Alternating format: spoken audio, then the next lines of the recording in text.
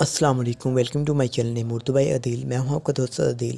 آج کا ہمارا نام ہے سجا۔ جانتے ہیں کہ سجا نام کا معنی کیا ہوتا ہے اور سجا نام کی لڑکیاں کیسی ہوتی ہیں؟ چلیے آپ کو بتاتے ہیں۔ سجا نام کا معنی ہوتا ہے معتدل کے ہوتے ہیں۔ یہ ایک عربی زبان کا نام ہوتا ہے اور لڑکیوں کے لیے رکھے جانے والا پیارا سا نام ہے۔